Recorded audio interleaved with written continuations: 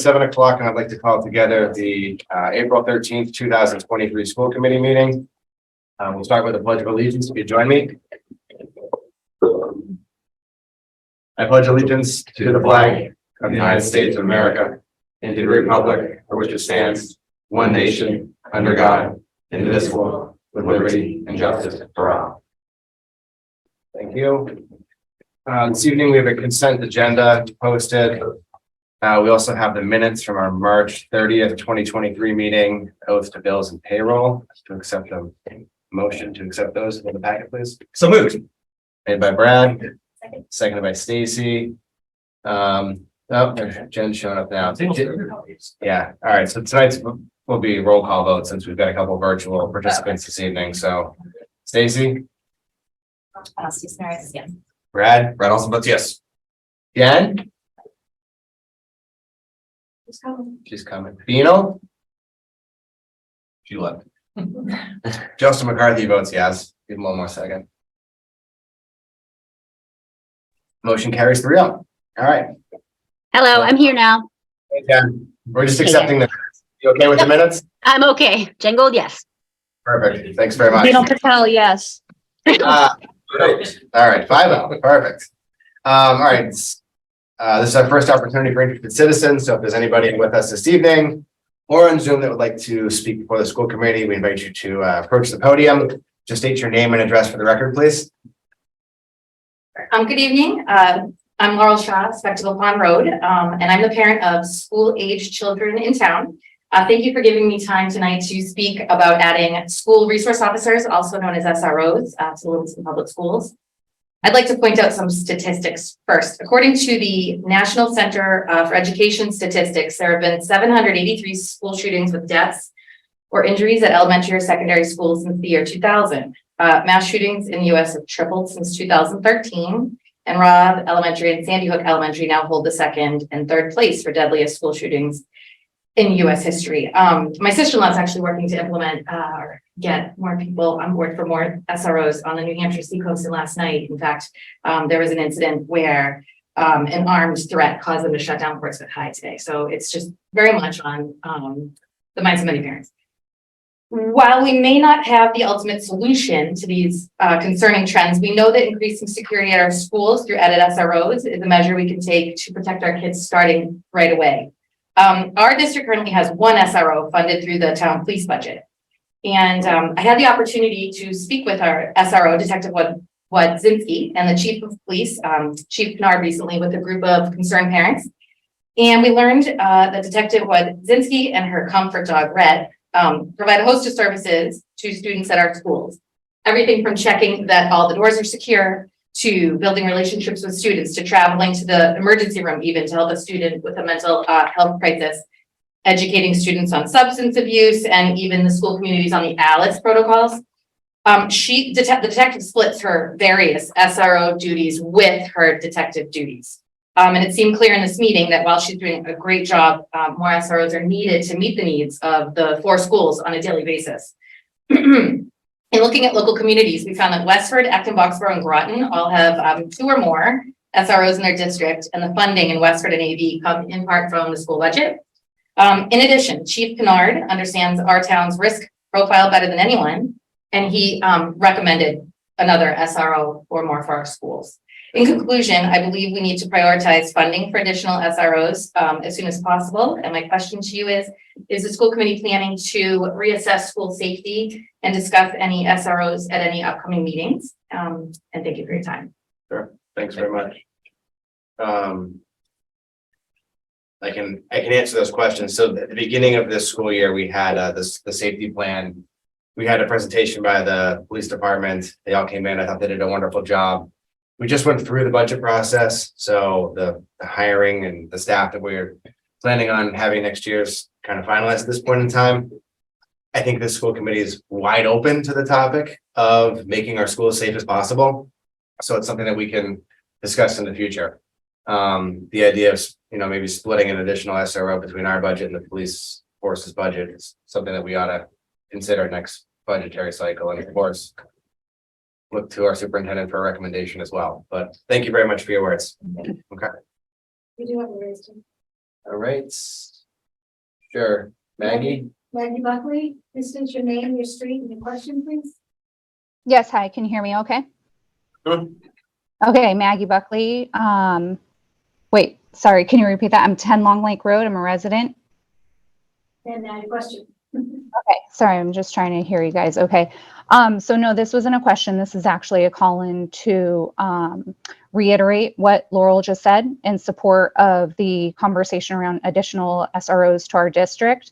I'm not going to reread my email that I sent to the board members and Mr. Clenchey, but I am calling just to say that as a concerned parent and resident, Officer Wazinski is spread far too thin, in my opinion, to cover our entire district, including Oak Meadow, which I think some of us tend to forget that, you know, that adds 5 territories to her, as well as her detective duties.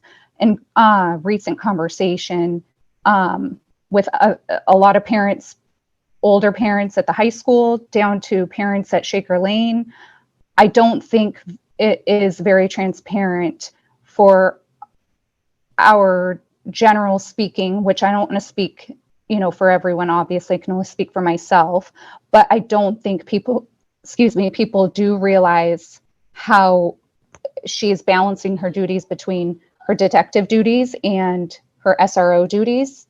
And that is a concern to us who are working together, doing our homework, just trying to understand what exactly can we do with the school committee members, what can we do with LPD. We learned quite a bit in the last meeting with Chief Pinard, and I just wanted to call in and state, whatever we can do as a community together, I stand behind. Great. Perfect. Thanks very much, Brad. Thank you. Paul, I really appreciate the advocacy and the interest and the way you're really fighting for this. I recall, and so I think this is something, I won't be on it, but certainly something the school committee can look at kind of moving forward. I do recall, and maybe I should go back and watch the meeting with Chief Pinard. I'd love to hear from him. Maybe we should reopen the conversation with him, because we had a meeting with the police staff. We didn't hear, at least an open session, and I haven't heard for this, that the police department seemed to see a need for another resource officer. They were very confident in the presentation to us that we were adequately staffed and had procedures in place, some of which we can talk about in public, some of which we can't, in order to prevent people who might wish to do harm from knowing the issues in place. But if there are concerns on the police department side, then that's certainly something that we as a committee should know. And I appreciate you starting the conversation. Thank you. Yeah, and if I can just add to that, so I was included in the conversation that they had with Chief Pinard, and he definitely said that he had recommended another SRO because Meg is spread so thin that it would absolutely benefit obviously the schools for security reasons, and also just for the mental health reasons that we all know that SRO provides that support for. So I would definitely be interested in prioritizing this next year, or at least looking at it more and seeing what the community wants, if it's something that they would be interested in pursuing more and kind of getting into the budget. So yeah. So the next step would be to have Chief Pinard write a letter indicating that he recommends another resource officer. And then we would certainly consider it. History of the town is that the police department pays for resource officers. So it's just a matter of, where their funding would come from. I mean, personally, things aren't changing out there. In fact, they're getting a little worse across our nation. And as we look at school safety, we need to continue to review what we're doing, and we're all hoping that there would be less number of shootings as time went on, but we're just not finding that. So it's certainly worthy of reviewing and considering at this point in time. Credit too, you guys have done you did a security audit six years ago and have made a lot of progress. So we have. In that audit, it was, you guys since then have locked the doors, shadowproof windows, I believe, done more Alice drills. So we've made a lot of progress with that audit. We have. I mean, when we look at school safety, if we need to respond to some type of event, response time is key. And the second most important component is timed intervention. So those two factors are critical in being successful. that's something that they're counting. And if I were off memory, if I recall correctly, one of the things we heard when this, is a number like 5 or 6 patrol cars are always out. The response time, I remember the police department being very, very confident they can be at the buildings, you know, especially where our police station is located within 2 to 4 minutes, you know, so this is something we had, I remember we had a very long conversation. I remember Stacy's leadership's member of the safety committee, but it's a conversation that should be ongoing. So, thank you. Great. Oh. Maggie? Maggie? Yeah, sorry. I just wanted to add, I didn't add this, and listening to your guys' response and the timing of us presenting our concerns and knowing where the budget sits right now, for the parents that have been talking together amongst our concerns, sharing them with you, we are very aware of the budget, and presenting this to you is more in what can we do for the next fiscal year. You know, of course, we would want to see something more immediate and ideal, but and respectfully, we do understand that the timing of the current budget is not likely that we can do much in this time frame. But to put it on the table and to work together on this is really what we want to see happen. Great. Thanks for the follow-up, and I appreciate you all getting way out in front of it. We've got like an entire year in terms of the budget to potentially address this, but to Kelly's point, I think he's identified the first step, and then we can have a series of conversations and we'll just see where this takes us. So thank you very much. Thank you. Okay. I think that does it for interested citizens portion of the meeting. Next, we'll move on to recognition. So John Feltus will give us an update, please. Alrighty. Hello, my name is John Feltus. I'm the student representative for Littleton Schools, and I have some updates to give. At the Shaker Lane, looks forward to Spring Fest celebration on Friday, April 28th. They also wish everyone a relaxing and safe April break. At the Russell Street, students just finished their ELA MCAS testing. Students and staff did an excellent job with all of their testing sessions. And the Russell Street would also like to wish everyone an excellent spring break. At the middle school, they completed the English portion of the MCAS. I'm noticing a theme. Although they didn't wish everyone a happy break. So, Slipping.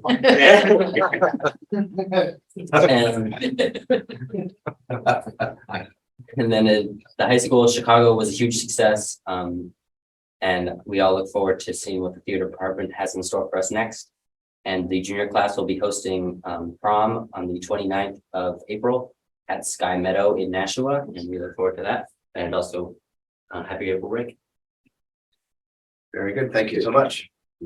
Dr. Clinch, do you have anything to add? I do. It's getting harder and harder though, John. You're covering everything. I'm kind of thinking on the spot here, just so I can say something else, but there are a couple things that come to mind.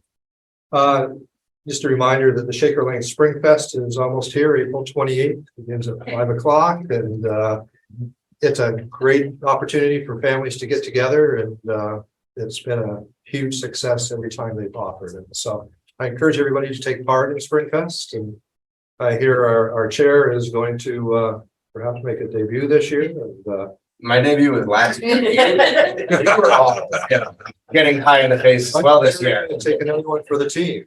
I want to say Dr. Clinch is going to take pies to the face this year. Sorry, it's fun. I nominate Justin. I think all of us. Yeah. Maybe we're all gonna be doing it, so. Second, thing I'd like to mention, I'd like to thank Indian Hill for their donation of, I believe it was 6 electric pianos and a baby grand piano, and later on in the agenda, because of the amount of money that this encompasses, we're gonna need a motion from the school committee to accept the gift. Yeah. So we're excited about that. Around the corner, we know that Hillary is here tonight, is anxious about starting a piano program next year, and we're off to a good start with 6 of them, so we're in good shape. And excited about the program that's going to hopefully be launched next year as well.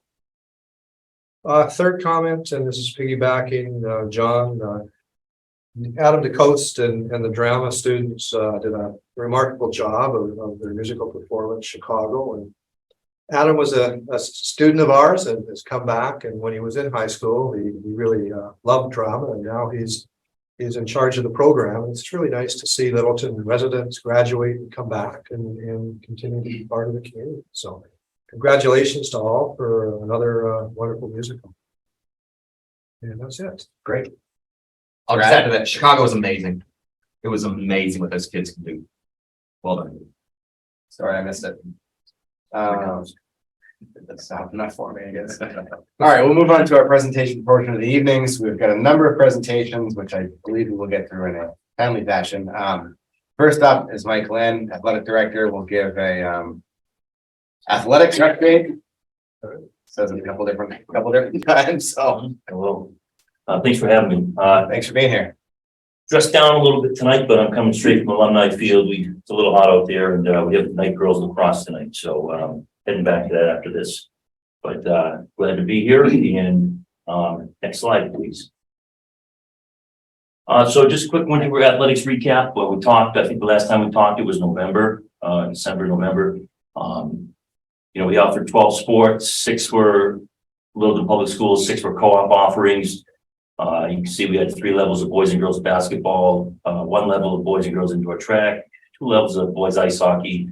Our girls were able to play, I don't know how many years we've been doing it, probably 7 or 8 at this point. We had girls ice hockey at the varsity level with Westford Academy, boys and girls swimming with Bromfield, boys and girls alpine skiing with Lunenburg, and gymnastics with Groton Dunstable. This is all of our co-ops are focused in the winter season. So we talked about that last time I was here.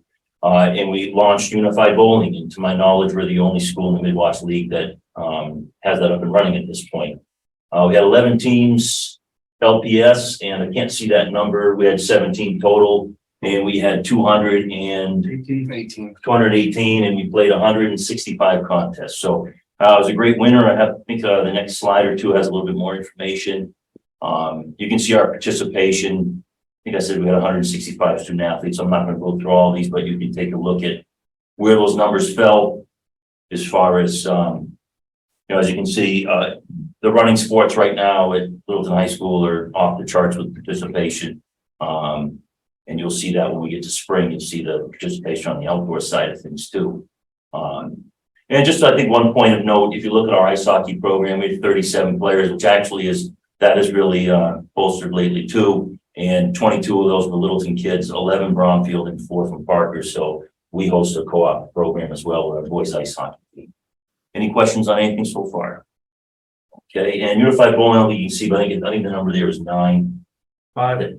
What is it? 5. Oh, 5. I'm sorry, I'm thinking of Unified Track, which that's coming up. All right, next slide, please. And then at the middle school, all we have in the winter is boys and girls basketball. We don't have all those sports at the middle school level. Slide. You can see our records. I'm only presenting you with the varsity records. We certainly keep track of our sub-varsity records, but the only ones we would probably focus on the wins and losses at the varsity level. You can see girls basketball had a very strong season at 18-6. Boys indoor track and girls indoor track had strong seasons as well. And ice hockey had their strongest season in a long time. Coming up next, I think there's a few pictures to highlight some of these things. There's our unified bowling team. Once again, I mentioned this back when I was here in the fall. Eric Arnold is a close personal friend of mine, and also doing, you know, to have him back at the high school has been amazing, and never thought that would happen. I teach special education, and he is the unified basketball coach and the unified bowling coach. And I put unified bowling up there only because people identify it, they understand that word. But actually it wasn't unified because we did not have partners for bowling. This was pretty much straight Special Olympics bowling. Okay, so, but it's part of our unified offerings, but it is, this year anyways, was just Special Olympics bowling for the 5 athletes that you see in the picture there. All right. We got 2 super fans here for girls basketball. Saw you in a lot of games this winter. Really good. Yeah, and I know, so, you know, every now and then you have a team that gets really hot, and I don't think girls basketball expected to have the season they did, which makes it even more special, I guess. I mean, the coach has been with us a long time, and Rick was like, I did not expect this. So, we had a great regular season, and boy, we made a run in the CMADA playoff, and then especially in the MIA playoff. Really surprised, I think, themselves and the other team and some people making it to the MIA Final Four. So that was great. And, you know, so it was quite a season for them. And a lot of fun right to the end there.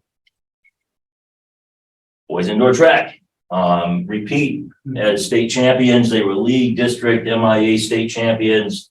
And they're already talking about doing it again next year. So I think the core of the team is juniors. They're very junior heavy.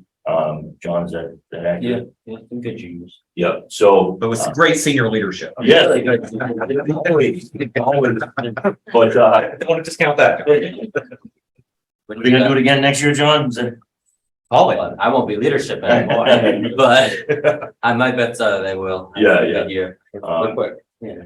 They're pretty confident, and they're pretty confident this spring too about their potential. So this was that was our 9th state championship. So prior to in In all 2000, sports? what's that? In all sports? All sports. Okay. Prior to 2013, we had 0, and then we won our first one in football.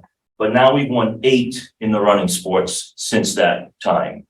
We had 4 in the girls running sports, and now we've had 4 in the boys running sports. So our total tally is now 9. All right, and then again, it was a tremendous winter. And the varsity boys ice hockey team had a very strong season. I think they felt like they were going to be on an upswing, and I think they're going to continue on that trend. Conference and district champions. So they had a very strong season too, memorable. Next.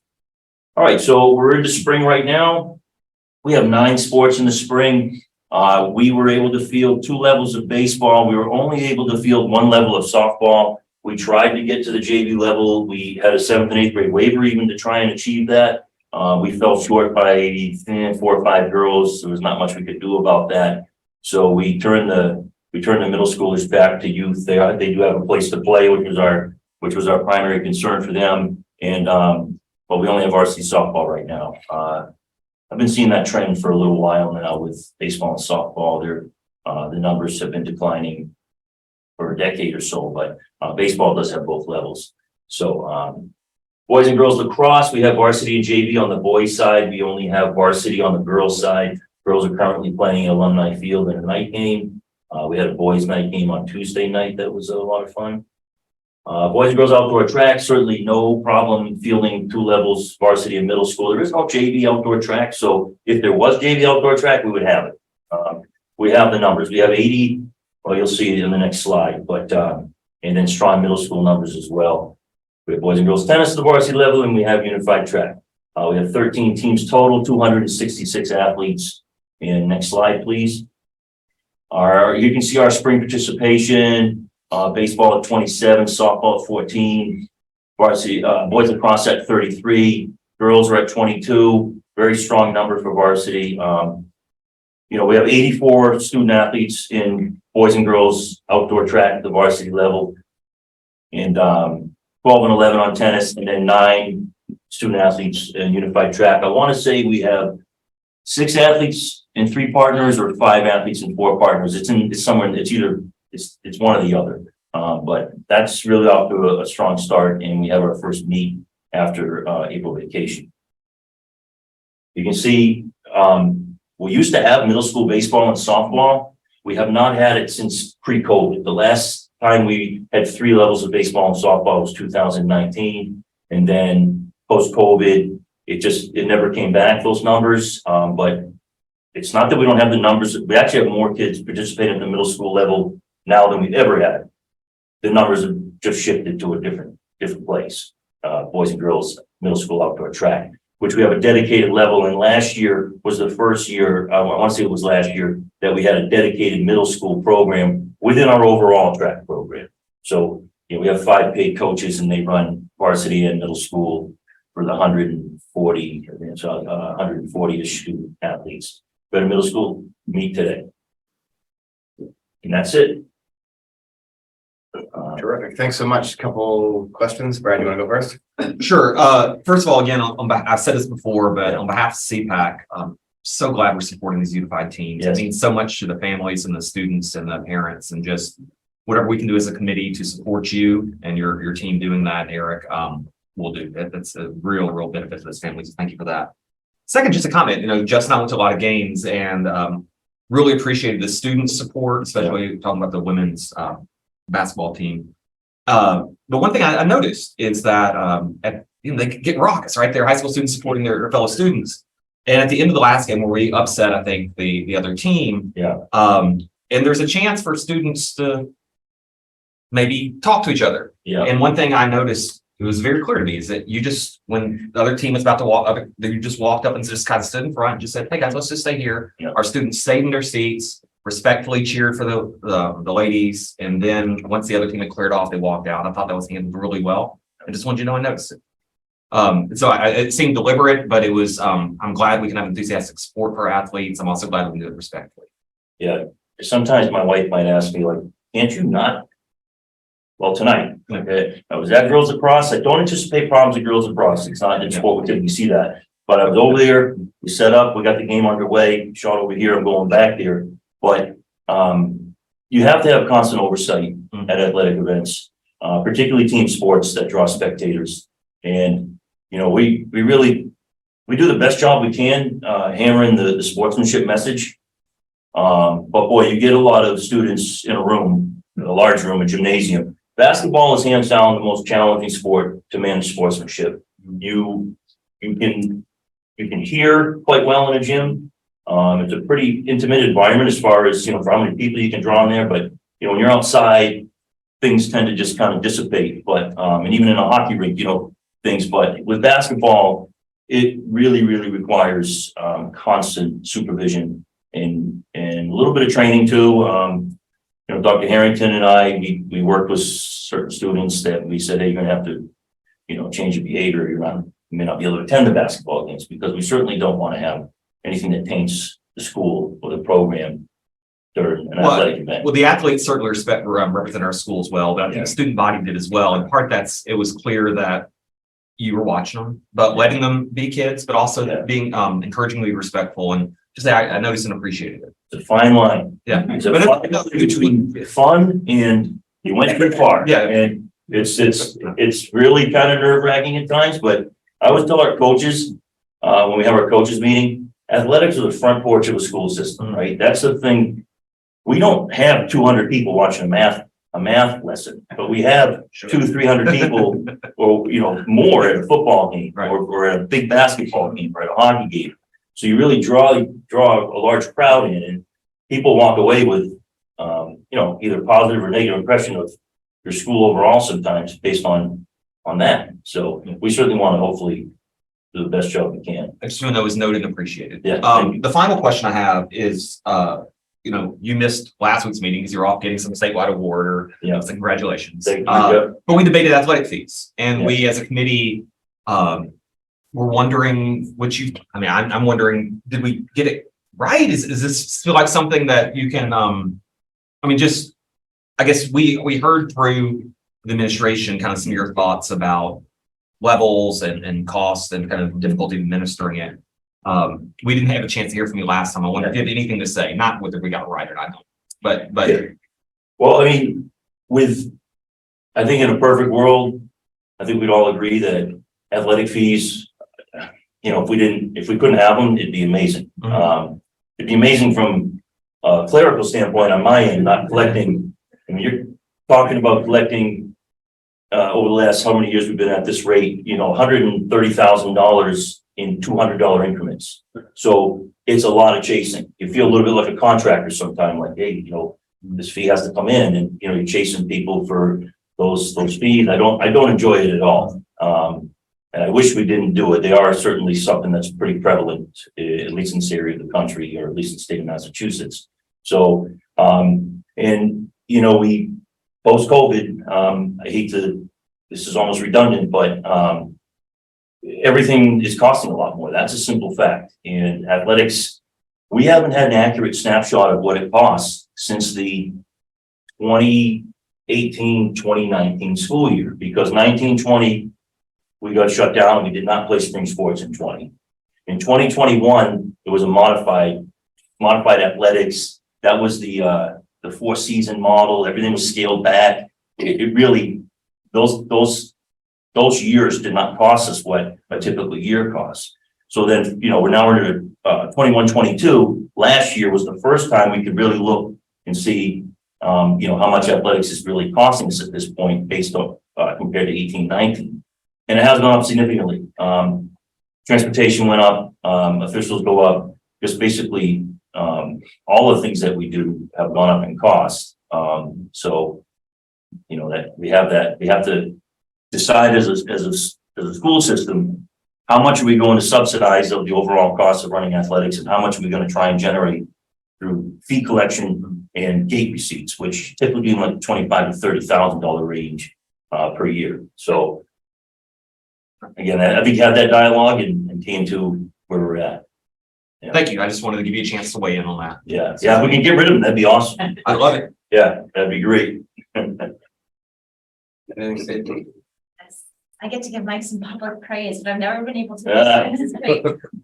So I've been watching Mike as coach and AD for the past 20 years, and I can't tell you how dedicated he is to his job and how much time you dedicate to it, how much time you sacrifice to the students and kids, and you're truly an asset to the students. If you can just stay until your niece and nephew graduate, that would be great. Yeah. But there really is no off season for you other than July. I mean, Yeah. Mike's wrapping things up all the way through June and then starting things up through August. So there's a lot of sacrifices made. We really appreciate that.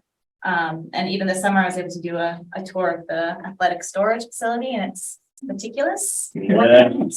Exactly as I expected, because I've seen your garage, but it's no reason we can have so many sports and so many students can get involved is because you've got everything from A to Z lined up, and you do a really good job. So thank you. Yeah, it's if executive functioning isn't your thing, don't be an athletic director. It's just not, it's not gonna be probably something that's gonna work out. But yes, Stacy has an intimate knowledge of the life or whatever, and it's always known. So Great. Beano or Jen, do you have anything to ask or any comments? If not, that's No, okay. just to add to what Stacey said, I mean, Mike, I think you do a phenomenal job. I think Littleton has become known for our athletic program, and that's in large part to you. So huge thanks to everything that you do and you pull off. It's great. thank you, Jen. I echo the same as everybody else. I think the athletic program's great. It's evidenced by the participation that you have. I love seeing the student. I mean, there's so many athletes. It's amazing we can even get spectators because everyone's too busy doing their own sports. Right. But to see the spectators come out, I think is terrific. I'd love to see like a pep band for basketball in the wintertime. And I'd also love to see the football team making sure that they're supporting the band and going to concerts and things like that, so that it goes both ways between the student body. Yeah. But to put a little band together for the basketball program next year, I think would be terrific. It would enhance my spectator experience. Yeah. I think you need. Yeah. Awesome. Great job. All right, thank you. Yeah. All set? All set. I appreciate it. Thank you. Thank you. Perfect. All right, we'll move on. So now we've got a series of presentations. This is part one, the state of the curriculum report. So I believe up first is going to be arts and music curriculum. Coordinator Hillary Bridge provide an update on the arts and music curriculum. Redundant agenda, but welcome. Thank you. Thank you for inviting us to come and talk to you. I'm always happy to have opportunities to talk about my colleagues and their accomplishments and how talented our students are. So this year, the art, music, and drama department went through an intensive curriculum review. So we were able to take an in-depth look at our curriculum from K to 12, check to make sure that we had our vertical alignment all set, and to talk about some shifts that we might want to make for the future. So given that the arts are generally designed to be experienced and not really talked about, I have put together a video that has some short clips and photos of some of our students' work throughout the year, and I just wanted to take an opportunity to explain what you're about to see first. So you'll begin by seeing the 5th grade band stage performance at the townwide concert in February. Then there's a short clip of the high school saxophone section preparing for their Sweets and Sweets performance that we had in November. Following that, there's a little clip of the high school band performing at the townwide concert where we chose a little bit of a non-traditional piece where we had some electronic backing tracks and the students are playing pieces of paper, which you'll see. And then after that, a couple of clips of our chorus, first from the winter concert and then a short little clip from a rehearsal as we prepare for our spring concert, which was not mentioned in any of the updates, but it's okay because I have them all at the end of mine. And then you'll also see a short clip of our guitar class performing at the winter concert as well. That's the fall semester guitar class. We have 2 of those. In our art classes at LHS, we had several students that won Scholastic Art and Writing Awards. You'll see photos of this artwork, some of them featuring John Feltus. And a clip from Violet McNeil's short film. So you'll see a little bit of that. She's a junior. The winners of the awards, Gage Carroll won a silver key in photography. Savannah Lyles won 2 honorable mentions in photography. Catherine McDonough won 2 gold keys in painting, a silver key in art portfolio, a silver key in drawing and illustration. Any gold key work was displayed at Tufts University for the month of March, and then we'll go on to compete at the national level. And then we had Michael Choprin got 1 honorable mention in digital art. We also now offer joinery classes at the high school. So this year we were able to run Introduction to Theater Arts, Acting for the Stage, and Acting for Non-Actors. So you'll see some photos from their end of the year or end of the semester performances. Acting for the Stage did a mashup of scenes from Almost, Maine, and Our Town. An Introduction to Theater Arts is a play called Sure Thing by David Ives. I'm sure you all had a chance to see Chicago, which was absolutely amazing. And I'm here making plans to see the middle school's production, which I have all those dates at the end as well coming up. At the middle school, in addition to their regular concerts with band and chorus, the middle school program implemented some new curriculum in the piano and guitar courses in the 7th and 8th grade level, and a new global music unit at the 6th grade level. The 8th grade band this year is also getting a chance to go on a field trip to a music festival, so everybody's very excited about that. And you'll also see some examples of student work in the guitar classes with the new curriculum.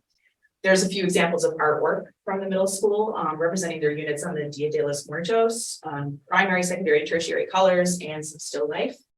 And then at the elementary level, you'll see some photos from music class with Mr. Gansenberg, and it's featuring some movement activities that students have done, exploring some music notation using popsicle sticks, and then using those popsicle sticks notations to create their own compositions. And some other students who were creating rhythm inspired by winter words and syllables. In art, you will see some examples of Teddy Bear's still life, which helps students with their drawing skills, but also their observational skills. Students were connecting science and art by making geode pinch pots. And you'll see some examples of masks that were inspired by different cultures from around the world. Shaker Lane and Russell Street artists are also using technology to create digital art. So you can see a few examples of that as well. And you can also view student artwork by stopping by the Tiny Art Gallery right outside Russell Street, which was generously funded by the LEF. And finally, the dates that you might want to know so you can come support our student musicians, thespians, and artists. Tuesday, May 2nd at 7 o'clock is the high school spring concert. Friday, Saturday, and Sunday, May 5th, 6th, and 7th is LMS's production of Forgiven, a Fairy Tale. The Wednesday, May 24th at 6:30 is the middle school spring concert. And Tuesday, May 30th, from 6 to 8 at Russell Street is the spring art show, which features artwork for grades K to 5. With that, we can start the video.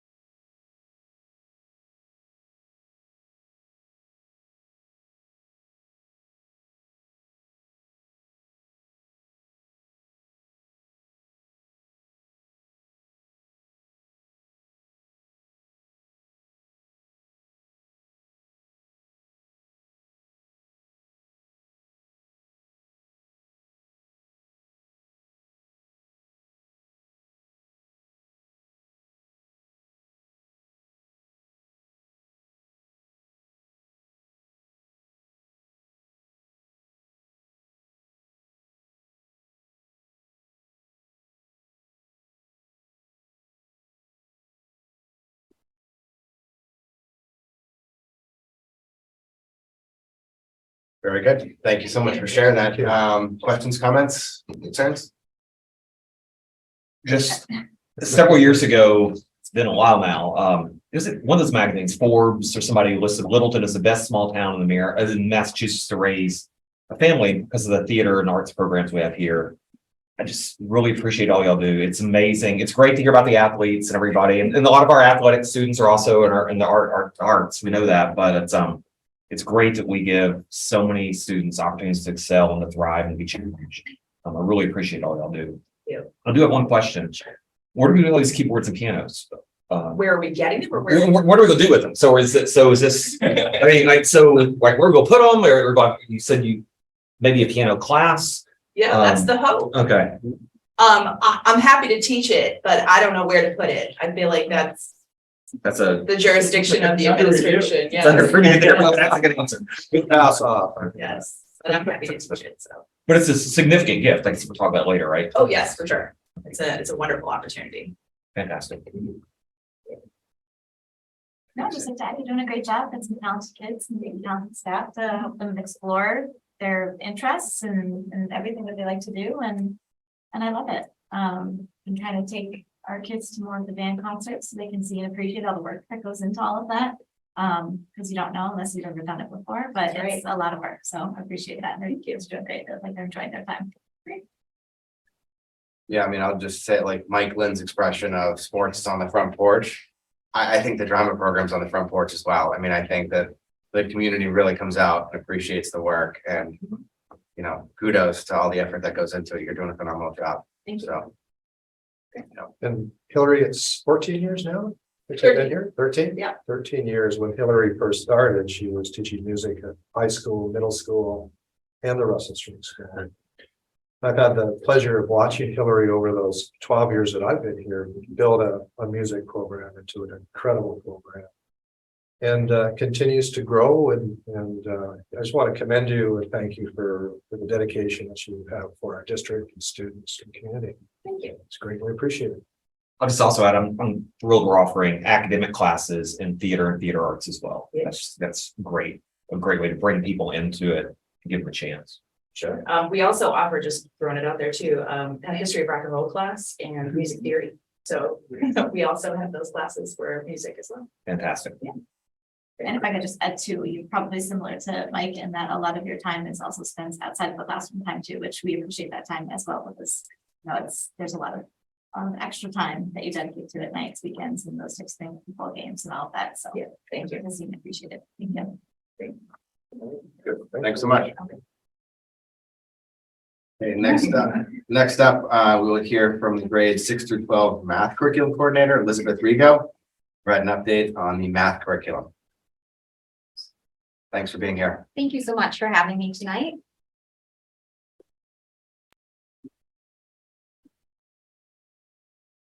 So we'll start with the middle school accomplishments.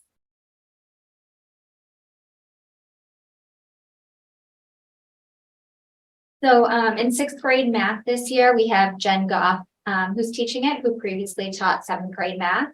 And now in 7th grade math, we have a new teacher, Andy Webster. We also have a new teacher, Rachel Silva, who's teaching in the math lab. She works with small groups in each grade at the middle school. In these small groups, she's able to make strong connections, provide extra one-on-one support for students on what they're learning in their math class. She's able to reteach concepts and have students practice math skills that may be challenging for them. Teachers are using technology to help students prepare to take the math MCAS on the computer. DESE has released some online practice problems that are being used, as well as practicing writing math with various programs.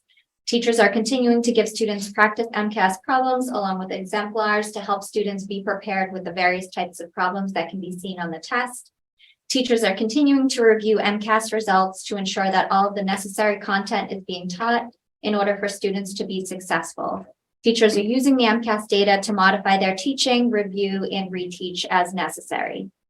Teachers have also been participating in various PD throughout the year. Some of the PD that the middle school teachers participated in include UDL, customizing math reference sheet for students with disabilities and MCAS accommodations, a book study, math curriculum development, review and vertical alignment, math problem solving, engaging, motivating, and managing students in grades 4 through 8, and focused interventions to improve executive functioning skills. In sixth grade, they're doing a hybrid flipped classroom model where students and parents have enjoyed this with the ability to move at their own individual learning pace. Teachers are engaging students using online games and activities such as Look It, Desmos, Schcmte, ClassKick, and digital escape rooms. Teachers are incorporating projects and activities such as breakout EDU boxes, dance transversal to practice vocabulary with angle relationships, and an Olympics data and statistics project. The online textbook and resources are also used to engage students and enhance their understanding of the math concepts. Seventh grade students were also led in developing a rubric for self-assessing perseverance. Teachers are incorporating quick check-ins throughout their classes to see how students are doing and feeling, and finding various ways to make strong connections with students. The eighth grade participated in the Scholastic Hardest Math Contest, where students complete fun, extra challenging problems and have the opportunity to win prizes such as a laptop, tablet, or money towards a college saving plan. 7 eighth grade students attempted challenge number 1, and 6 of those students correctly solved it and were eligible to complete challenge number 2. And then next, high school accomplishments. So looking at our advanced placement courses, so we have AP Statistics. So 35 students took the exam last year, and 82.9% of the students received a 3 or above. This year, we have 2 sections of AP Statistics with a total of 50 students taking the course. 51 students will take the AP exam in May this year. In AP Calculus, last year, 29 students took the exam. 23 of the 29 students received a 5, and 100% of the students received a 3 or above, which could potentially be the best results that we've ever seen at LHS, definitely in a long time anyways. 23 out of 29 got a 5. Yes. That's a calculus AP, It's great. Yes, Calculus AP. which is, if I recall correctly, the hardest AP exam. I think the US history one was for a while, but I'm sorry. That's a little bit for that. I know, that's why I wanted to definitely include that, and for it to have every student pass too is pretty awesome. So, yeah, so That's really great. So this year, 19 students will take the AP Calculus exam. Both AP courses have finished the curriculum, and they'll use the rest of the time to review the curriculum and work on becoming efficient test takers. Julie Elmore was chosen for the 6th time to grade AP Calculus exams in June in Kansas City. She's able to learn from the training she receives and also from the informal exchange of ideas that happens when the AP teachers from around the country get together and share experiences with each other. We are continuing to prepare students for the MCAS testing by practicing with various types of MCAS questions in class, using exemplars, and practicing math problems online with our students. As a department, we're able to review the MCAS results and review the results of the individual questions. From this, we are able to see what adjustments and changes need to be made in our curriculum. We continue to be aligned to the Common Core.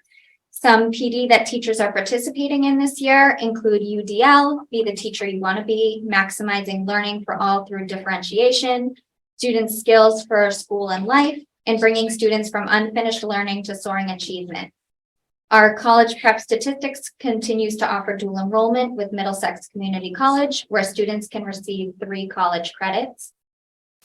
Teachers are using the TouchView interactive TVs at the high school and are able to engage students and visually communicate better with students. Students in some of our classes are using an adaptive online program called Alex. With this program, we're able to see what the students know and what they are ready to learn. This helps fill in any gaps that could potentially exist, and it can also help students advance in math. Practicing problems with the online system also gives our students the opportunity to practice working on math problems on the computer to prepare taking the MCAS online. Desmos is also used to explore different topics in math with various activities. We use Google Classroom for notes, assignments, reminders, and resources. We also use the online textbook and resources in courses where it is available. In the AP Calculus and AP Statistics classes are using AP Classroom for additional resources, including videos, question banks, and assessments. Teachers are incorporating projects in their classes. Some examples include an exponential decay and compound interest activity, a map project practicing vocabulary, a Cantastic challenge project to find the cost to manufacture a can of soup with 3-dimensional formulas, sketching pictures with transformations, a detective project using trigonometry, and then the AP statistics class did the Barbie bungee activity again this year. So it's an investigative activity in which kids try to figure out how many rubber bands to attach to Barbie so she can safely bungee jump from a set distance. They collect data on how far she travels using 0 through 7 elastics, and they use that information to make predictions. It's the intro to the unit on linear regression.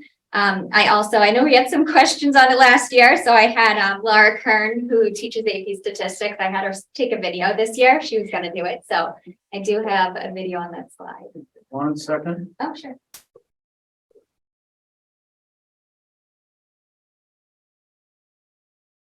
Thanks for anticipating that we'd have questions. Short video, so why close it? Okay. Like a lot It's more. like, Go. Like 3, 2, 1. Oh, that was good. That was good. You want to say it again? No, I think we got it. Thank you. So just a short clip, but just to kind of see, and they tried it from different distances and they have fun with it. We also have the financial algebra course. It's a relatively new course. It was implemented last year at the start of semester 2. This year it ran as a full year course. This course reinforces algebra and statistics skills relating to real world applications. We're also going to have a financial literacy fair on May 18th for the seniors. It's going to be ran by Pam Abate in the financial algebra class. The purpose of the fair is to teach students about real life finances, credit scores, and other budgeting skills, approximating their income and expenses in their early 20s. Zach Hurdle and myself have taught a co-taught math course for the past 3 years. This is our second year collaborating and teaching Algebra 1 together. We're able to share a variety of teaching techniques and provide extra support to help our students succeed in math. We have both learned a lot from this experience. We also had New England Math League again this year at the high school. So it's 6 questions held 6 times a year from October through March. It's held after school in the cafeteria. This year, 152 students participated in New England Math League at least once. 26 students participated in all 6 contests offered, and students from all grades and all 6 math teachers participated in New England Math League. We also have Archie, the registered therapy dog, who's been working with Julie Elmore again this year. He definitely adds a calming presence to the school, and everyone just lights up when they see him. And then the next slide we have is just looking at the grade 10 math MCAS.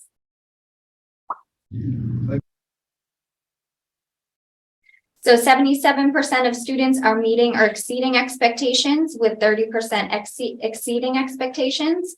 The number of students exceeding expectations has increased from the past few years. Littleton did better than the state on every single question except for one, which was only 1% lower than the state. All the teachers met in the fall to review data and identify areas where students could use more practice and reinforcement. Teachers plan to give students more opportunities to review and practice concepts that they may have struggled with. We also talked about rearranging some essential concepts to ensure they are taught prior to the math MCAS that occurs in May. And we continue to meet as a department to discuss strategies and ensure vertical alignment throughout the year. And then the last slide is just some current focus areas. So we continue to make adjustments due to the pandemic. We identify where students have gaps with self-diagnostic or programs such as ALEX and MAP. Some students are struggling with math fluency. Teachers are incorporating warm-up, skill drills, spiral reviews, remember this sessions, and activities to help students with this. Students are completing activities and assignments in groups and independently. Teachers are helping students with organizational skills, and they're encouraging students to take risks, ask questions, and overall provide a safe learning environment for students. Teachers have participated in district-wide PD for UDL and have focused some of their faculty-led PD on developing and applying UDL concepts to their math classes. We continue to explore these ideas and how to incorporate them into our classes. We continue to review MCAS data as a department, and we continue to implement strategies such as doing math on a computer, implementing various types of MCAS problems and exemplars, and ensuring all students have access to math MCAS materials. We continue to implement real-world applications to help engage students and see how they can use math in their own lives. And we want to see students talking more about math in real-world contexts and what makes sense. Over the past year, the 6th through 12 math teachers have been meeting to review our courses, discuss content, and ensure vertical alignment. This has also been essential to discuss what students know and what they need to know to be successful in their math class. I've also checked in with other math departments in other districts to discuss strategies and curriculum, and I look forward to continuing to do this to continue developing a strong math program for our students. Thank you so much for tonight. Great, thank you for the presentation. I'm not gonna let you go first. I don't want to. Stacy, do anything else? If you want to, I mean, you don't have to. Now, I think the thing that stuck out to me most was the real world application for the kids. I think that's really great to incorporate that into the student academics. With the, I think, the financial literacy fair and the algebra class. So I think those are really good resources for kids to have. Hopefully have high participation in those. Good way to bridge the gap between being in school and adulthood, because it could be a little bit of a shock sometimes. So I think it's really good. Yeah. Bean or Jen, do you have any questions? No, I just really impressive program. Thank you so much. It's a great presentation, and I'm with Brad. Like those AP calculus test results are unreal. So amazing all around. Thank you. Thank you. Sure about you. I just had one question on the MCAS scores. So I think it's phenomenal that a greater portion of our students are exceeding, but I worry about like this philosophy of the rich get richer and the poor get poor, because what I'm noticing is that in 2019, 14% of our students were either partially meeting or not meeting, and it's gone from 14 to 18 to 22. We're on a trend where essentially maybe a quarter of our students are going to only be partially or not meeting expectations. Is that consistent across the state? Is it a COVID thing, and is it a state? I mean, is it a national thing? And is it COVID related, do you think? Or is there something going on within our curriculum or within our professional development where those that are doing really well seem to do even better, and those that are struggling are continuing to struggle even more? So I do think it does seem consistent all over. And I do think that, you know, the pandemic did affect some things, even looking back at the last several years, you know, when things got shut down, and then even the hybrid model, you know, I think there were things missed. So, you know, we've definitely had this ongoing discussion as a department to see what we can do to fill in those gaps, what content was missed, to help students, you know, kind of close that gap. And we have that program too, where we don't have it in all of the math classes, but we have that Alex program too, which can identify areas of need, what they're ready to learn, what they still need to learn, what they're struggling with. So that's been helpful too, to identify gaps that may exist in their education. Does the UDL approach help with that? So I think it could definitely help with that, especially in some classes where their gaps may be different. So I think the UDL approach could help because it gives students different opportunities. It also allows teachers to kind of, you know, give different, I guess, opportunities in the class and do different things with different students. We also try to make sure, you know, they have different ways to see the instruction, whether it's a direct instruction, small group, whether they have access to read the notes, watch a video, and just different ways to access the curriculum. So I do think the UDL will help with that. And we definitely look forward to, you know, learning more about UDL and more ways to incorporate it. Good. I'm pleased to hear that it's been an identified issue and that the department's working towards it, because I think we'd all like to start to see the numbers trend back the other way. And I totally recognize that it's probably no fault of anybody's other than the fact that we had years of interrupted learning. And I think when it was taking place, math wasn't one of the first things that came to mind, but I think post-pandemic, we realized math was really difficult to teach hybrid or remotely. Well, I think we've talked about before, I mean, ELA history, even people can, my kids go read for a while. Very rarely did they do math for a while. Yeah. During those years of more interrupted learning. And Right. since so much of math, the way I understand math education, it's cumulative, it's building on And so if there's some skill deficits and it may be showing up Right, here, right, but right. I'm glad you're focusing. Yes, definitely. Good. All right. I do have a couple Sure. questions. One Sure. is just as we're thinking about all these presentations and combinations, since we have more mathletes than track athletes, which may be the biggest program. I really like that. The financial algebra class sounds fascinating. Is that an elective or can they take that instead of like algebra 2? Was that? So we do have Algebra 2 as a graduation requirement, but then after they take that, they have a few different options. So it does count as a math class, so they could take it. So before it was, calculus or statistics. So now that's another option to Right. do the financial algebra class. Great. That's what I was hoping to be answered. So they have 3 different ways to kind of keep in the And math. we also have like a lot of students that choose to double up too, because I think they really do enjoy the math classes that we have to offer. One other, is just something you said almost a throwaway line about the AP scores, and like the stat scores are great too. No one will let the stat Right, people yes, feel yes. bad about themselves. But it's just what you said, hey, they've already finished their curriculum. It reminds me that, like, I grew up in Tennessee. We started school August 7th or something like that. And so the AP exam was like the thing we did the last week of school. It's not for us. Our students have another, John, how long? Another month and a half, 2 Plenty months of of time. school. Plenty of time. Let's go snow day. But so the idea that they've already finished their curriculum and are now reviewing and prepared for tests, that just makes those numbers even more impressive. So Right. congratulations to the students and the teachers. Yes, That's and they a lot of work hard work. extremely hard. Julie Elmore, Laura Kern. I mean, it's definitely a challenge because we do tend to start later too than some other districts and snow days and other factors. So it can be challenging, but they do a fantastic job and It's very impressive. it is. Thank you. Thank you. That's something I had never considered before. How, It's a real thing. yeah, trying to consume that curriculum on a national test.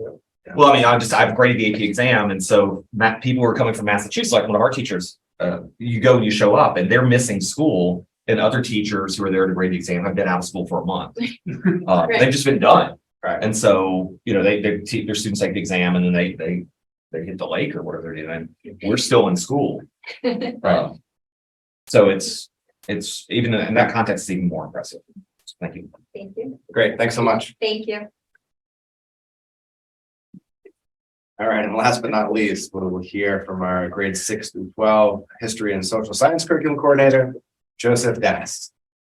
Provide an update on the state of the curriculum. Good evening. Hey, thank you for having me. Sure. So I have a nice lean presentation for everybody. So we can go to the next slide, please. All right, so some of the professional development and some of the highlights from this year. We have a culturally responsive teaching professional development that a number of people have volunteered to be a part of this year. We have successfully implemented across 6 through 12 the legal requirement to teach genocide education. So we've been doing that. We had a change in the world history textbook. We had a review. We're going to try our best to get that for next year, but that's something that's a change from this year to next. We continue to use UDL. I personally love UDL in project-based learning. We're doing that across 6 to 12. We have the civics project that's coming up for the 8th grade, and the 10th graders are doing that as well. I don't have this in there, but we are also piloting the civics MCAS exam in the 8th grade. So that's going to be at the end of next month. And we have the country expo for the 6th graders that's coming up, which is a nice big presentation where families can come in and TBD on the information for them. Yeah, next slide, please. So for the next few slides, I kind of just have some highlights of some of the different types of things that we're doing in the classroom. Not every grade has been represented, but we do have, I think, a good base of things. So this is mine, this is me. 7th grade social studies. So for this thing, this is a project that we did over the course of like a week and a half. And kids were allowed to choose topics to research. And the goal ultimately was to find reliable sources. So a big part of the curriculum is being able to identify a source that is reliable and good that you can trust. So kids basically have the task of choosing a topic, choosing a project to create, as long as they're getting reliable sources and it's related to East Asia for this particular project. So I have some examples here. So I had a group that did memes about the Tang Dynasty. There was a pair that did an animation using Scratch. that they learned in computer class that was about the Mongolian Empire. I had a trio that made slides with clay models of dragons about Chinese mythology, and then we had another group of 3 made a entire picture book about Yao Ming. So it was quite a mix of things. I personally enjoy it. The kids seem to really like it. Yeah, that's for the first one. Next slide, please. So this is an assignment from World History, which is for the freshmen. So another sort of theme for this year was taking things that we learned during the pandemic with remote learning and hybrid learning and trying to refit it so that it fits with a post-pandemic sort of, learning environment. So this is another example of variation in the things that the students were able to do to show their understanding of content. This is a different representations of a historically accurate and appropriate medieval manner with different ways. We have digital drawing and watercolor. So that's the World History Honors course. Next slide, please. This one's a very straightforward image. This is just a photo given to me from the high school. The sophomores are working on research for their US 1 class. So in high school, the 9th graders, they're doing world history. 10th and 11th, they do US History 1 and US History 2. So they're this is kind of a jumping off from the things they do in the middle school where they are identifying sources, they're choosing research topics, they're narrowing down their interest within a certain guide. So next slide, please. This one, I was like, this is amazing. I want to steal this one. So we have a teacher at the high school, Bill Miskinnis, this is one of 2. I just kept the one to keep it short. So basically what this assignment was using ChatGPT and creating what seems like an appropriate and historically accurate piece that the students had to read, and they had to use their prior knowledge to figure out what things worked, what things did not, because this is something that we hear a lot about, like, the students are making the fake essays, but the other end of it, which is, students are learning from fake material. And I was like, this is amazing. I got this. So I was happy to get that one. I think I might have one more. Oh no, I have 2 more. Okay, so we have AP Psychology is now in the history department. We have an honors level, we have the AP. I don't have the test results right now. Oh, I'm sorry. Just a heads up. But this was another, just like a different type of thing to change things up a little bit. Students went outside and they drew the neural chain with chalk outside of LHS here. And next slide, please. And then this is our last one here. This is just a nice picture, happy faces, juniors and seniors, facing history and ourselves honors course, where at the beginning of the school year in September, they did a walking tour of the Boston Monuments in the Memorial. John's in the back, your picture. Oh, really? Oh, yeah. I took a picture. Yeah, that's what we got. Leading from the back, that's really good. Exactly. Good look at He this. took the pictures. Oh, yeah. Thank you. Thanks so much. Questions? I have a lot of, I'm sure this is what I do. So Right. I really appreciate the presentation. Those are some great assignments. I'm loving the focus on project-based learning, which you said, how we're trying to learn from what happened during the pandemic and bring it to our face-to-face classes.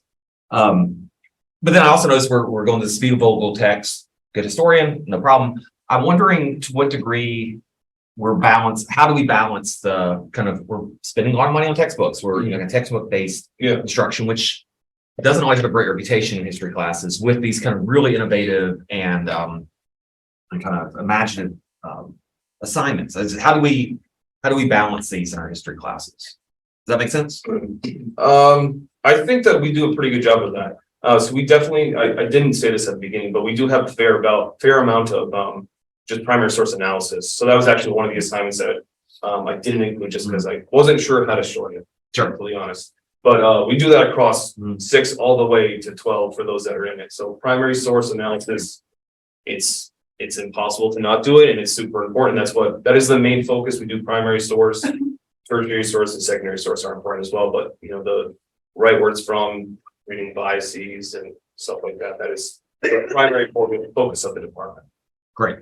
I'm also really happy we're jumping in on the genocide education stuff. The act is it's just passed. It's just the first year. Everybody, all the districts trying to figure it out. I'm glad we're doing that.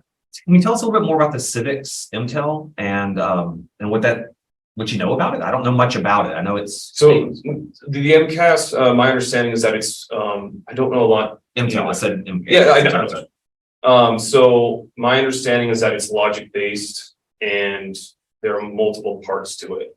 I haven't looked a lot at the MCAS, the pilot for it. I have a lot of materials on it, but quite frankly, I don't know enough about it right now. Okay, I don't either, which is why I was asking. And then finally, if I may, it's the question, right? There's a lot of debate these days about divisive topics and instruction that takes place in K through 12 schools. A lot of times that focuses on history curriculum, what stories are told, what stories are not told. I think some members of the community might just want assurance that our history instruction or social studies instruction is tied to the guiding principles and the curriculum frameworks. Is that fair to say? Yeah, it's definitely fair. Yeah. Okay. Just want to get that on the record. So it is. Okay. Thank you. Very good. Daisy, any questions? Jen, Bino, Dorothy, Bino might need to be added back as a panelist. Okay, thank you. I'm here. Thank you. No questions. Thank you so much for that. Great. Thank you. Yeah, no, really happy to see all the creative use of technology. Love the ChatGPT integration. I think I just love all the different kinds of projects using multimedia and bringing all these topics to life. So love all the creativity. Thank you so much. Thank you. Perfect. Thank you. Great job. You do a really great job. I'm very proud that I come through that. Oh, that's my team. Yeah. They do. Perfect. Great presentations. All right, that wraps up tonight's curriculum presentations. Next, we're going to hear the superintendent evaluation, which will be led by Mr. Austin. Discussion of feedback from school committee members regarding the superintendent's annual evaluation. Sure. First of all, I think it's important to note that two things. One is that Dr. Clinchey did not have to have this evaluation be this thorough this year. If I understand correctly, this is something that he asked for. This could have been a much more cursory evaluation, but I think it really reflects well on Dr. Clinchey that he asked, especially since we have so many new school committee members, that he asked for feedback on his job performance. As we all know, the three official tasks of school committee is budget, policy, and evaluate the superintendent. And this was a more thorough review than was required. And just want to say on the record that I appreciate you kind of volunteering and saying, hey, we should really have a conversation here. The other thing I just want to say out loud is that but these words have different meanings in different places.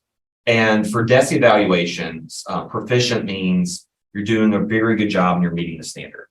The categories are unsatisfactory, needs improvement, proficient, exemplary. Exemplary, according to the kind of rubrics you've been given, means statewide, regional model, and proficient means you're doing the job. And so as we talk about this, I just want to have those things kind of out there. The opinion of the school committee is Dr. Clinchey's doing the job. He's doing it well. I'll go through the rankings here in a second. These rankings are based on a narrative and portfolio of evidence Dr. Clinchey presented to us, and also reflects my attempt to kind of incorporate the views of all the committee members who shared both their ratings and their evidence. I'll read just for the record. The only part I'll read is our summary evaluation, if that's all right with the chair. Our summary comments were Dr. Clinchey continues to be a strong and effective leader for Littleton Public Schools. Over the past several years, when members of the current school committee have had the opportunity to work closely with him, he has earned the trust of the committee and the community with his ability to keep his focus on student development and learning while the world swirled around us. This year has witnessed a return to more normal school activities and renewed focus on fulfilling our strategic plan. Dr. Clinchey has led the schools effectively and has advised the school committee wisely. So we've all sought to make sure our curricular and extracurricular activities, as well as our budget, we're all focused on maximizing students' achievement and supporting their social and emotional growth. So that's our overall evaluation. As we go through the performance goals, we said that Dr. Clinchey met the student learning goal and met the professional practice goal. Just real quickly, if it's okay with the chair, As we go through the rest of the rankings, I don't think we have to do them all individually. I'll point out that we found Dr. Clinchy to be proficient at least proficient in all the categories. And I need to look through here. An exemplary in a couple that and just to note again that exemplary is a high compliment. Found exemplary in management operations, and I'm going through here in data informed decision making and managing the fiscal system, and then proficient in the rest.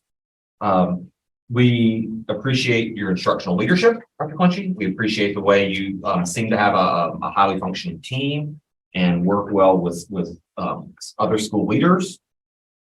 We thought that you have helped create a culture of reflective practice. We've heard that from presentations, and also again in your willingness and actually volunteering to submit yourself to this evaluation. We really appreciated the way we've tried to use data to make some decisions, but also considering we've talked before, kind of soft metrics about social emotional health and the kind of emotional lives of our students as we try to bring them back and maybe address some MCAS scores here, but trying to make people feel like they're part of community and that they are supported.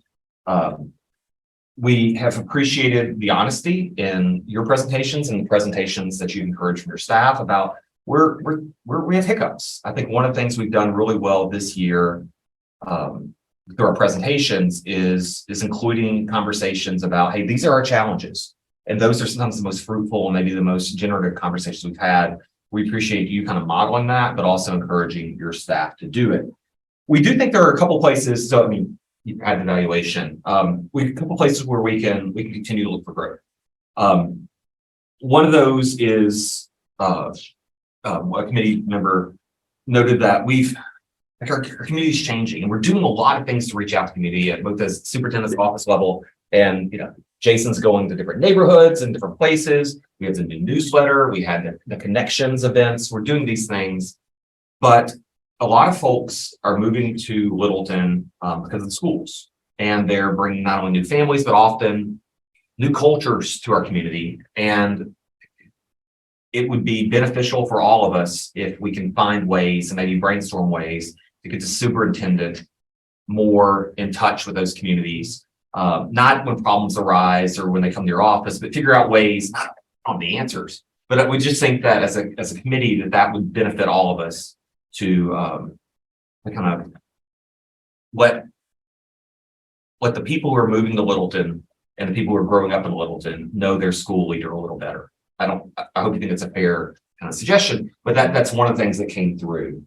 And I'm sorry, I've written notes on the one where I had all my notes otherwise.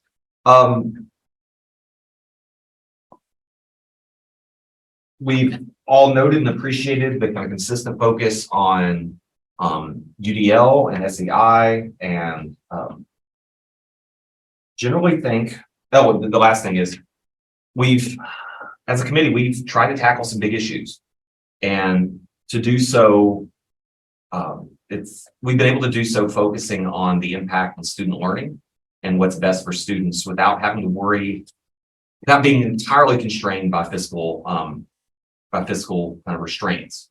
And that's in large part because the committee but the superintendent's office as well has managed the budget well for the last several years and allowed us to be a little more ambitious and a little more aggressive in seeking changes that will benefit our students. That's my quick summary. I maybe could have been a little more formal of our evaluation, but the top line is we think you're doing a good job and we appreciate it. Thank you very much. And I really appreciate the feedback about, excuse me, so figuring out ways to meet new community members. Certainly open to suggestions. When I go to functions in the community, and I go to many, they're crowded. It's very difficult to tease off who's new, and you just don't have the space to do it. So any suggestions that you have to, create those opportunities, I'd certainly, welcome those ideas, because as I pointed out to Brad, as something that I had already identified before Brad and I had talked, actually, our community is changing.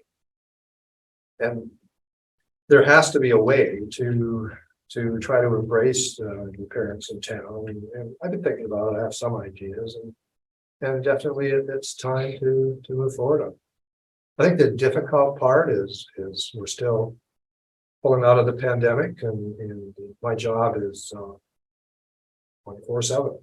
I don't think I have a night during the week that I'm not on the phone with an administrator or some office staff member dealing with challenges, etc. But I'm hoping that we'll get back to more of a balanced pace as we continue on post-pandemic, so that'll give me an opportunity to do things that I truly enjoy as well, and that's interacting with people more and trying to find ways to meet people in smaller groups as well. So thank you for that. It'd be great. I don't have the answers, but I think it's a goal that we should all be working towards. I think our community needs to know their school leader. For sure. I don't know if we had all had a lot of comments. The committee members took this very seriously. I don't know if there's anything else that you want to highlight, either from the formal report or from your own kind of thoughts. This is our chance. It's one of our jobs to evaluate the superintendent. Is there anything else folks want to add, or? Sure, I thought you did a great job with that. I do think it's important to just give everyone an opportunity to say something if you want to. If you certainly don't have to, because we gathered everyone's feedback through the evaluation, so it's entirely appropriate to just say the information was covered. But did you wish to add anything, Stacy? No, I think Brad, thank you for Yeah. putting that together. That's a really big job, and thanks for giving us the opportunity to look through this. I think it was a good exercise, especially for me to go through, since it's my first out of 3 years to do it. So now I know kind of a little bit more what to keep an eye out for in the years to come, to kind of be able to reflect back. I think you're doing a great job. And I appreciate your mentorship and guidance throughout this whole process, and the knowledge that you have is substantial, and you definitely do a really good job of helping us understand the intricacies of a lot of things that we have to kind of keep an eye out on, that you have experience with, that helps us kind of guide our decisions as well. So thank you. You do a great job. Jen or Bino, do you wish to say anything? Yeah, sure. No, go ahead, Bino. Sorry. I was going to say, certainly wouldn't be as articulate as Brad, but did just want to highlight that especially in the exemplary for the data informed decisions, what stands out to me about this district and particularly your leadership is that the data and the decisions are not necessarily driven by test scores entirely, though that's a very important metric, and we always look at them and we want to use them to continue to improve programming. But there's definitely this look towards the whole child, the UDL, the social emotional, the extracurricular. And I think that really comes from your leadership. And that's the part that I think stood out as exemplary, is the data is not focused on test scores, which for a lot of districts, that is what drives them and what drives a lot of families. And I think that permeates throughout the school leadership and then throughout the classrooms. And that's really, really important, especially in the context that we're living in this post-COVID world. So just wanted to highlight that piece and also echo Stacy, and being a new school committee member, your leadership and your mentorship has really been really crucial, especially in navigating some pretty large projects, which we did this year as a committee. So really appreciate that. Thank you. Jen? Agreed. I don't have anything new to say, but agree with everything. And thank you, Dr. Clunchy, for your leadership. Thank you. Perfect. I'll just add, I think this is not a compliment to us, but really a compliment to you. I think we have a really high functioning school committee. And I think a lot of that has to do with your ability to assist us when necessary, but also let us do our own thing. So we had, there were some school committee members, prior committees, and there were long tenure and a lot of new faces on the committee. And, you could have attempted to step in and sort of make this your school committee, but you haven't done that, which is wonderful, because you've really let us represent the community. And I think that's important. And then, of course, we've needed to lean on you a number of times with topics that we've addressed, and we always appreciate sort of the feedback that you give us, and you can speak from experience. So I think that it's a nice relationship that you have with the school committee, and I hope that continues. Thank you. And I thoroughly enjoy working with all of you. I mean, we've done a lot this year and previous to this year, some of you were in the trenches when we were dealing with the pandemic. And I feel we have a strong team. We work hard and well together to make sure we represent our students' best interests and our families and staff's best interests as well. So just thank you. I really appreciate that and certainly agree with it. I would just add one more thing just to say it publicly is that as we look at data and we look at ways to kind of keep improving our school district, it's noted in this evaluation, and it's not just something that'd be useful for us, is if there are any sort of kind of climate survey or anything where we can get, what we don't have as an Access School Committee is kind of staff perceptions of how the schools are functioning, and any sort of kind of climate survey that includes those voices might be beneficial to the school committee moving forward. We actually do. We just haven't done it for a few years because of the pandemic, but we consult with Panorama, and next year we'll be administering a series of surveys at camp. That's great to hear. I think it's an important part. We talk about student success, we talk about community needs, but we have to listen to our partners in the LEA and others. For sure. No, surveys are important. Yeah. Thank you. Thank you. Thank you for bringing that up. Good on this topic? Think so. All right, moving along, last presentation, typically brief. Business manager Steve Mark will provide a financial update. So information's in your packet. Again, this is our standard report that we've been reporting all year, and honestly, nothing's changed really. We're on track, on target. March represents 3/4 of the way through the fiscal year. You can see we've expended about 70% of the available funds. So we're on target, on track to meet expenditure goals and expenditure targets, and not anticipating any shortfall at all for the year. So we're in good shape. I noticed 102% in busing. Yeah, in transportation. So some of that is we had some unanticipated special education costs. Case couldn't handle it, so we had to go to some other vendors. So that's factored into that as well. And they kind of, as Lynn would agree, they kind of stuck it to us this year because our options were limited. So that's what that is. Thank you. Yeah. Glad to answer any other questions. And do we anticipate having a better solution for next year as it relates to that unique? Well, we're working with Case and making Okay. sure, again, Case, like all the other transportation companies, has had a hard time finding drivers. And so we're working with Case to anticipate what our needs are so they can try to find drivers ahead of time. And Pete's has been actively looking for drivers, so these runs that we have that we're charging exorbitant rates because there's no other option. They're continuing to check in to see if they have a driver or if there's a ride share. We were able to do that on a couple, which has been helpful. Yeah, I've been working with the Case board during the year to review their transportation services, and we came up with a alternate compensation package that has made a huge difference in not only hiring drivers, but retaining drivers. As you can imagine, it's a market out there where you think you have some stability, and then somebody down the road offers $2 more, $3 more an hour and something else, and you lose 2 or 3 drivers. But the past 4 months, we've had tremendous stability. So our strategy is working, knock on wood. Hopefully it continues. I'll also say that the Case Transportation Company is probably one of the strongest transportation companies.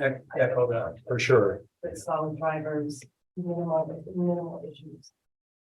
Yeah, the management, Case Transportation Manager is absolutely fantastic. So a quick other comment about transportation. We are working with D-Bus, as you know, going to 14 buses next year. So we're setting up a meeting with D-Bus. The meeting will be after the April break, and we're going to touch base with D-Bus just on where they're at with obtaining drivers and make sure we're on track for that. The last thing I'd like to mention about transportation is we're a month away, so mid-May. we'll open up our bus registration process for next year. So people can start looking for that. It should open up May 15th, but I'm trying to give people plenty of notice that that's going to happen. So thank you very much. And will the the increased fees will be for next year? Correct. That we do once they're registered, I can't remember. Yep, they So it's- register their same fee online. Yep. And I think you typically say it, but just if can you just explain why we're 64 and 61% on a spend of regular ed and special ed, even though we're 3/4 way through the year? Yep, so regular education, again, so we're not. It has to do with salaries and summer salaries. Okay. And that's so what I thought. Yeah. we hold part of teachers' salaries out by contract. And we say that so they get paid over the summer in equal installments instead of one big lump sum in June. So that's what that is. Special ed, again, that has to do with some of the circuit breaker funds that we get. And so we've been using circuit breaker funds first, so. Sure. Let the minutes reflect that we are spending appropriately in regular and special ed. And Yeah. we want it to appear as if we were not going to spend all of our money in those line items. Correct. Thank you. You always say that. You didn't say it tonight. Okay, so. sorry. Don't leave that part out. All right, we good with the financial update? Jan, Vino, no questions, right? Or if you do. All good. No questions. Thanks, Steve. All right, that wraps up the presentation portion of the evening. Thank you, Steve. We do have one new business item, which Kelly alluded to earlier. The school committee needs to approve to accept pianos donated by Indian Hill. You want to give us the specifics on that again, and then I would like to entertain a motion to accept. Yeah, so there were 6 electronic pianos. I don't remember the brand of them, but they're 6 electronic pianos. One of them is a main console, and so the teacher can actually select one of the other pianos that the student is practicing on and listen over headsets just to that specific student. So it's kind of an integrated system. So there's 6 electronic pianos that Indian Hill donated, and then there is a baby grand piano that they donated. The value of the aggregate value of all of those is probably, in my estimate, a little over $10,000. They are used, but they're still in great shape. So it's a little over $10,000 in total for those keyboards. School committee policies, anything over $5,000 has to be accepted by school committee. Great. Are they all going to the high school? So the electronic pianos are going to go to the high school once we determine a location. For now, they're okay sitting at the Indian Hill building until we have plans for that renovation. But for now, they're okay at the Indian Hill building. The grand piano, the baby grand piano, we're still discussing. We think we're going to leave that at the Indian Hill building for now, so that if there are productions and events in the auditorium of that building, then that piano will be available. Okay. Ready for motion? Go right ahead. I move the school committee accepts with gratitude the electronic and baby grand pianos donated by Indian Hill. Motion made by Mr. Austin, Second that. seconded by Mr. Marius. No further discussion, but we have a couple of virtual participants, so it'll be a roll call vote. Stacy, Yes. Jen, Jan Gold, yes. Bino, Bino Patel, yes. Brad, Brett Olson, yes. Justin McCarthy votes yes as well. So Thank you. unanimous Send a letter to acceptance. Indian Hill thanking them for that. Great, thanks so much. Thank you. That wraps up the new business this evening. We have a second opportunity here for interested citizens, so we'll take a brief pause to see if there's anyone with us this evening or at home that wishes to speak before the school committee. Okay. Subcommittee report time. First on the agenda is PMBC. The only update I have is high school roof. We have our contracts in place. They have confirmed that there aren't gonna be any problems with getting materials, which is good. No materials have been on delay. So we're ready to start once kids get out of school. I think the only thing that we need to figure out is there's leaks in the gym that need to be, a new project needs to be started to focus on getting the leaks in the gym, because it's not part of this current project. So I don't Yeah, know. we'll have our roofing contractor out I think he might be scheduled for next week, I don't remember, Yeah. just to try to find those leaks and patch them for now. So- Oh, so they can patch it, Yeah, okay. once they find it, they have, Okay. and they literally get down on hands and knees and literally look for little cuts. So yeah, it's an intensive process. But Other than that, nothing's in here. Budget subcommittee, we haven't had a meeting. I don't think we have really a need for a meeting since we made the budget presentation mid-March.